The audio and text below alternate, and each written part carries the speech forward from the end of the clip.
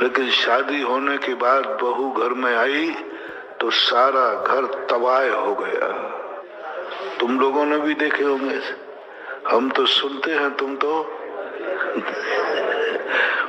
हमने शास्त्रों में पढ़ा है कि एक बेटे के जन्म से 56 करोड़ की दीनारों का स्वामी बेटे के जन्म होते होते सब कुछ खत्म हो गया। और यहाँ तक खत्म हुआ कि कोई मजदूरी भी देने को तैयार, उसके हाथ में किसी ने पैसा रख दिया, मोहर रख दी, वो अंगारा बन गई। ऐसी स्थितियां जब बनती हैं तो हमें विचित्र लगता है कि इतना परिवर्तन, कि सोने की मोहर हाथ में रख दे वो अंगारा बन जाए। किसके कारण से? एक जीव के जन्म से 14 लोग थे उनके परिवार में। एक जीव के जन्म ने सारे परिवार को तबाह कर दिया। इतनी ताकत है। और ऐसे जीव भी देखे हमने जो 7 जन्म से कभी खाने को उनको मिला नहीं, लेकिन एक जीव जन्म गया तो उसके जन्मते ही वो जमीन से नगर सेठ बन गए।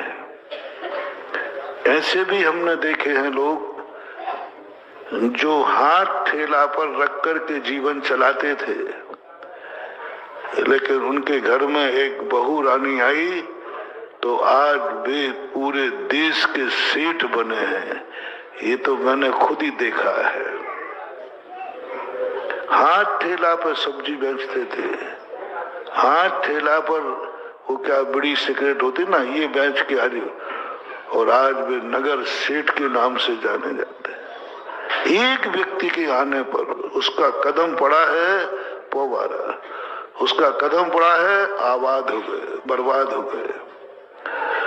तो हर व्यक्ति को जिंदगी में जब भी कोई जिंदगी हो, हर व्यक्ति को एक समान मत मानना। इसलिए आप लोगों के यहाँ संबंध जोड़ते समय आपके पूर्वजों ने कुंडली मिलाने को कहा। क्यों मिलाने को? ऐसे ही नहीं है, कोई रूढ़ी नहीं है ये, क्योंकि हर व्यक्ति आपके लिए फलेगा ऐसा कोई नियम नहीं है। हर व्यक्ति आपको फलेगा ये मत समझना। विवाह करना है किसी से कर लो, क्या फर्क पड़ता है? नहीं, विवाह करना लक्ष्य नहीं है। कुल की परंपरा को समृद्ध करना भी लक्ष्य होता है। कौन है शायद? इसलिए विवेक से काम किया जाता है। किससे संबंध बनाए, किसको अपना रिश्तेदार बनाए, उसके लिए बहुत बहुत समझदारी से काम लेना है। जैनगम कहता है प्रत्येक व्यक्ति अलग अलग शक्तियां लेके आया, और वही शक्ति तुम्हारे लिए नुकसानदायक है, वो दूसरे के लिए नुकसानदायक नहीं है। तुम्हारा उपादान भी ऐसा है कि हर वस्तु को एडजस्ट कर लेगा, ये कोई जरूरी नहीं, कोई जरूरी नहीं।